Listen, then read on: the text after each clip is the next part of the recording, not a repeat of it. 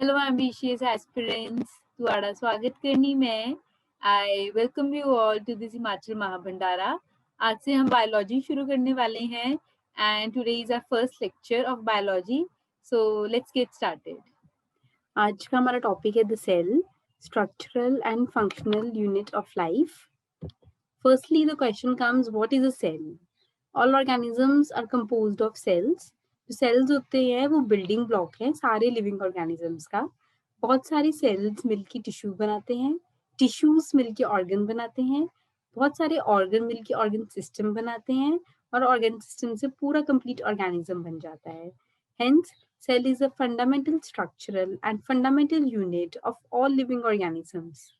Some organisms are composed of single cell like amoeba and they are called unicellular organisms, while others like us, like humans, they are composed of many cells and are called multicellular organisms. Multicellular organisms में जो बहुत सारे cells होते हैं, they have different functions, whereas जो unicellular organisms में एक single cell है, वो एक ही cell सारे functions perform कर देता है. Anton von Leeuwenhoek first saw a cell and he described it. तो सेल की डिस्कवरी किसने की? एंटोन वॉन लीवनह्यूक ने की। This is what I was telling कि बहुत सारे सेल्स मिलके टिश्यू बनाते हैं, टिश्यूज मिलके ऑर्गन बनाते हैं, ऑर्गन्स मिलके ऑर्गन सिस्टम बनाते हैं और ऑर्गन सिस्टम से कंप्लीट ऑर्गेनिज्म बन जाता है। Variations in cells they differ in size, shape and activities. For example जो आरबीसीज है, they are of round and biconcave shape. WBCs हमें पता है पैथोजेंस के अगेंस्ट फाइट करते हैं, हमारी बॉडी को इम्यूनिटी प्रोवाइड करते हैं। They are amoeboid in shape, that means they do not have any fixed shape, they keep on changing.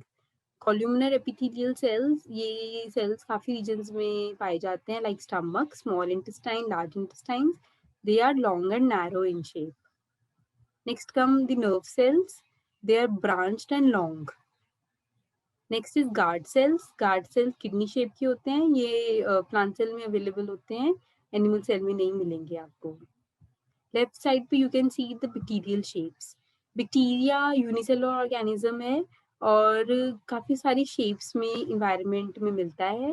Bacillus that is rod shape bacteria. Bacteria round shape का भी हो सकता है, उसको हम कॉकस कहते हैं। आपको जिगजैग फॉर्म में भी मिल सकता है, उसको स्पिरुलस कहते हैं। और कॉमा शेप बैक्टीरिया को हम विब्रियो कहते हैं। Next is the difference between prokaryotes and eukaryotes. Cell में एक बहुत इंपॉर्टेंट चीज होती है न्यूक्लियस। प्रोकैरियोट्स में वो न्यूक्लियस जो होता है, न्यूक्लियस के अंदर हमें जेनेटिक मटेरियल मिलता है। प्रोकैरियोट्स में वो nucleus as it is present होता है, न्यूक्लियस की कोई कवरिंग नहीं होती है, वो ऐसे ही पड़ा होता है साइटोप्लाज्म में। वेयर एज जो यूकैरियोट्स होते हैं उसमें एक वेल डिफाइंड न्यूक्लियस होता है, न्यूक्लियस के अंदर एक न्यूक्लियोलस होता है। न्यूक्लियोलस भी एक ऑर्गेनेली होती है जिसके अंदर हमें जेनेटिक मटेरियल मिलेगा बेसिकली। तो यूकैरियोट्स में वो न्यूक्लियोलस भी होता है और एक न्यूक्लियर मेम्ब्रेन भी होती है। प्रोकैरियोट्स में कोई न्यूक्लियर मेम्ब्रेन नहीं होती है। यूकैरियोट्स में हमें बहुत सारी ऑर्गेनेलीज मिलेंगी लाइक माइटोकॉन्ड्रिया, गोल्जी, क्लोरोप्लास्ट, लेकिन प्रोकैरियोट्स में कोई ऑर्गेनेली नहीं होती है।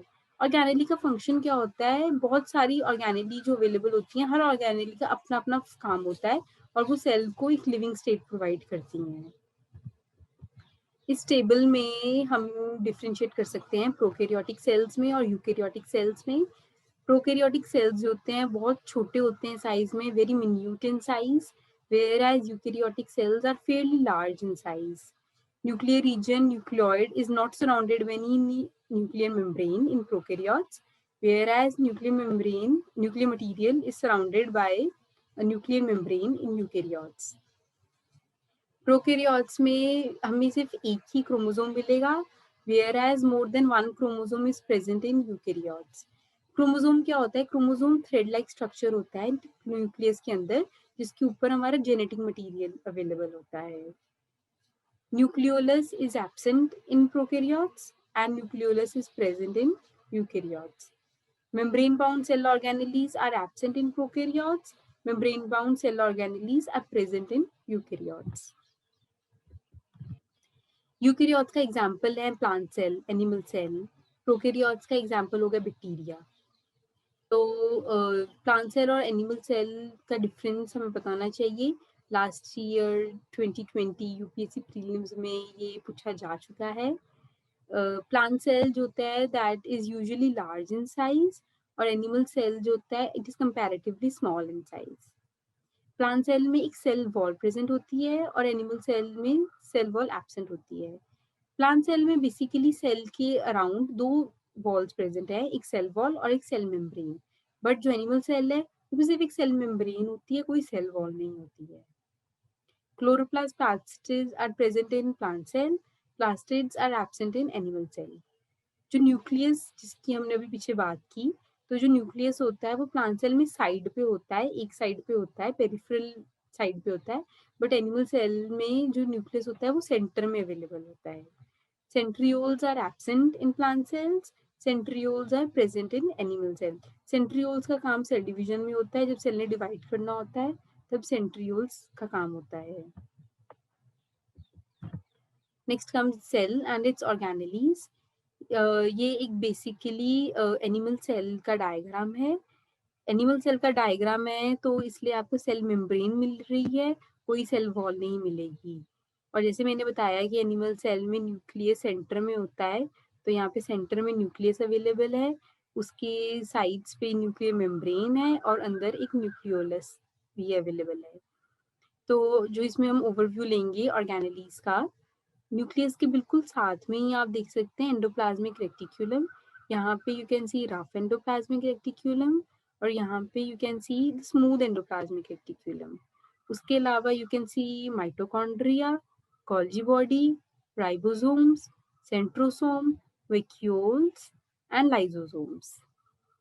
अब हम एक एक ऑर्गेनेली को अच्छे से डिटेल में पढ़ेंगे। First organelle is endoplasmic reticulum. आप इस डायग्राम के साथ इस डायग्राम में देख सकते हैं कि न्यूक्लियस के बिल्कुल साथ ही एंडोप्लाज्मिक रेटिक्यूलम प्रेजेंट है। तो एंडोप्लाज्मिक रेटिक्यूलम होता क्या है? It is a large network of membrane bound sheets and tubes. और दो टाइप का endoplasmic reticulum is available, rough endoplasmic reticulum and smooth endoplasmic reticulum.